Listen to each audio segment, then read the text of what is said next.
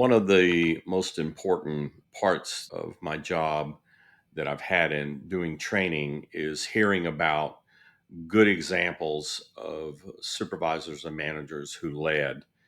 And again, all of this wisdom is being passed to me from men and women who actually practice this in the workplace. And it was always given to me by people who knew these effective leaders. So this isn't a person coming up and bragging about their leadership.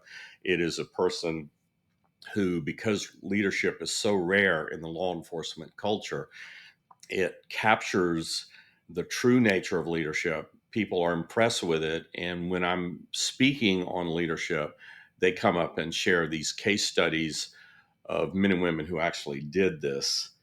And one of them was I was in an agency up in the Wisconsin area. I was doing a training program for the supervisors and managers there. And several people came up to me at the breaks and mentioned a particular sergeant who was very good at leadership, that men and women loved working for this person. And he could not come to class that day because he had to be the sergeant on duty, so to speak. And so after I heard these positive compliments about his leadership, I went to visit him in his office. It might have been at lunch, I don't remember. And as I walked in, he was behind his desk working on some things. He rose up and said, "Can I help you?" And I introduced myself. And we talked for a minute. And I glanced down on his desk, and he had a blank blotter pad. Many blotter pads have calendars or other things on it, but this was a blank one. And I noticed this vertical handwritten list of names. There were, if I remember this correctly, it was about 12, and they were written in a column, and three of them were had a line drawn through the name. And as we continue to talk, that list intrigued me. So finally I said, "So what is this list about?" He said, "These are the 12 men and women that are in my unit here." And I said, "So why do you write their names down?" He said, "This is a to do list, a contact list that I have to talk to every one of them this week and go to their workspace and just see how they're doing." I said, "Really?" He goes, "Yeah." He said, "This is, I think it's an important thing that I do to proactively reach out to them and see how they're doing and what's happening in their lives. If they're going to school, how did they do on that midterm exam they had? If one of them has a mother with Alzheimer's, I always ask about how this person's mom is doing." And I said, "Really? You do this every week?" He said, "Yeah." And I said, "So the line throughs are people you've actually talked to?" He said, "Yeah, I've talked to three so far this week, and I have to do the rest of them by the end of the week." I said, "So you basically check off all these names every week?" He said, "Yeah, but Monday's coming again. I have to do it again." And I was intrigued by this because communication is the number one skill of the leader in applying leadership.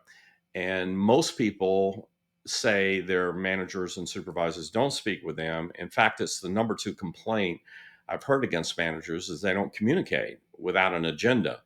So I asked him, I said, "How long does this take?" Because I have had many people push back to me in my presentations that they don't have time for this. And I think one of the biggest principles I learned from this is that he replied that he spent 5 to 10 minutes per person. As I did a quick calculation in my brain there, I said, "So you're only spending an hour or two a week to do this?" He said, "Yeah." And I said, "Wow. So it's a very brief encounter." He said, "Yes, it's very brief." And I said, "So what's the purpose of it?" "To just check on them, see how they're doing in their personal lives, if they're going to school, part time, and all that, just to see how they're doing. This is not about necessarily work, but what's going on in their lives to see how they're doing." And I said, "That's amazing." And he said, "Well, that I really think that's important for me to do." And as I keep thinking about this list, it was so impressive that I made it a PowerPoint slide in my presentation. And I've used it for years as an example of a person who committed to leadership, but also had a plan and a strategy to apply this on a weekly basis. And I'll be honest with you, I dare say that most law enforcement personnel in this country rarely have intentional, proactive contact by their supervisors with them. And what's more important in many ways, he not only had a plan, it was very effective in a very short period of time. So he could accomplish it in like I said, 1 to 2 hours and go about his business the other periods of time, the other times of the week. But he accomplished so much because two things happened when he did that. He showed them that he did care enough about them to see how they're doing. But also, I thought about this later, that as he talks to them, he's reminded that the men and women that work in that unit were men and women who have personal lives, who are struggling with, family issues and trying to finish their degree issues. And so he saw them not as people on an org chart, human beings that have lives even beyond what they're doing at the department. And in a way, it developed and nurtured a caring attitude by this sergeant towards the men and women. And at the end of the day, attitude is everything. And this helped cultivate every week a caring attitude and a personal perspective on the men and women under his command. And so not only was it benefiting, I think, these 12 employees, which it did, but it also benefited him, that it reminded him of where he came from, his quote, brothers and sisters in this profession. And so it was truly the proverbial win win situation. It encouraged his employees and it encouraged him. And I think most managers, they spend too much time sitting behind their desk and worrying about internal politics and everything, when leadership is a relational skill, not a intellectual skill. And he had a specific plan to practice this. And why I used it is because, again, one of the most common pushbacks I have is I don't have time to communicate to people. Well, this guy did it in 1 to 2 hours a week. I do want to make one interesting observation that came later. As I used this PowerPoint slide with these 12 fictitious names up there and three of them lined through, people seem to connect with that. So that's a good idea. But over the years, I've had people who sat in my presentation more than once, and several of them came up to me and said, I remember this list when you spoke at a conference I was at, and I really liked it, but I tried it and it didn't really work for me. And I was perplexed. I said, well, this is pretty simple, just simply making a list of people to talk to every week, basically structure your communication. And so I said, why do you think it didn't work for you? And basically, what they said is, I made the list, but as I got ready to leave the office to apply it, it hit me that I didn't know what to say to them. And I said, what? He said, they all said this. I mean, the ones that came with this follow up question in later presentation said, I didn't know what to say. What do you say to people who work for you? And it hit me that knowledge is great, but when you see something modeled, it shows you actually what it looks like, the communication that goes on, the verbals and the nonverbals. And to me, it was an affirmation that why books on leadership are limited is because they're not the same as watching a man or woman model these things.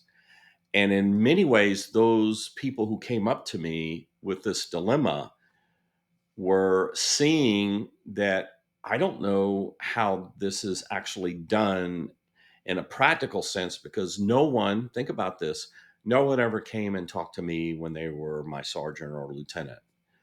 And that's why in further times that I did presentations, I was always careful to try to include some what is this about, some good questions to ask them about how's your family doing, what's going on in your life, and so forth and so on, because they've not, ineffective managers have taught them what not to do, but they've not taught them what to do instead.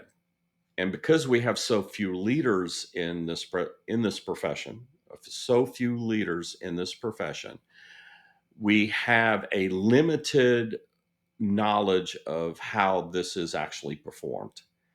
And I think that's also a condemnation of how few leaders we've had in the past. But this is important to turn around. And one important point, it hit me later. This sergeant, when he talked to those 12 people, was also teaching them how to be sergeants in the future. He was eliminating the major reason that most people that thought this list was a good idea but didn't know what to say. He was teaching them by his practice of this how to actually do this, the conversations, what are some of the topics that you discuss with them. And this is why I think this is one of the most important slides as far as practically applying communication. Again, the reason it has to be structured maybe before you go and talk to them is to brainstorm some things to ask these people, because the lack of modeling that law enforcement has had on the practice of proactive communication. Most managers only talk to their employees if there's a problem, if they need a favor, or if this is their buddy. And what ends up happening is when people get promoted, they tend to replicate that same behavior among their supervisors, which limits communication in a structured and comprehensive way of building a relationship with their employees. And that's why this chart is important. But my warning for them is that you're going to have to go ahead and talk to your people, even if you're not sure what to say. And if they ask what this is about, say, I don't know how to do this because I didn't have people talk to me, but I need to learn the skill. And so I just want to try and check with you every week and see how you're doing. And if you don't trust me, I understand that, because people don't tend to talk to people that work for them, but I'm trying to do this. So be a little patient with me and persevere and do it anyway. And it's a skill, just like firearms, it's like defensive tactics and everything. You have to learn how to practice it. And as you practice it, not only are you learning it, but most importantly, you are training the sergeants of the future that this is how we communicate with the people that we work with.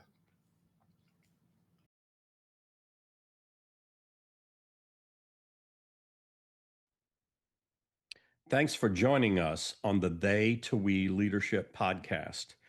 If today's episode helped you think differently about management, take a moment to reflect and then apply it. Because real leadership isn't what you say, it's what you do next. And the real enemy is our pride and blindness on how we are really doing. Only with the help of others can we truly make an impact on those around us.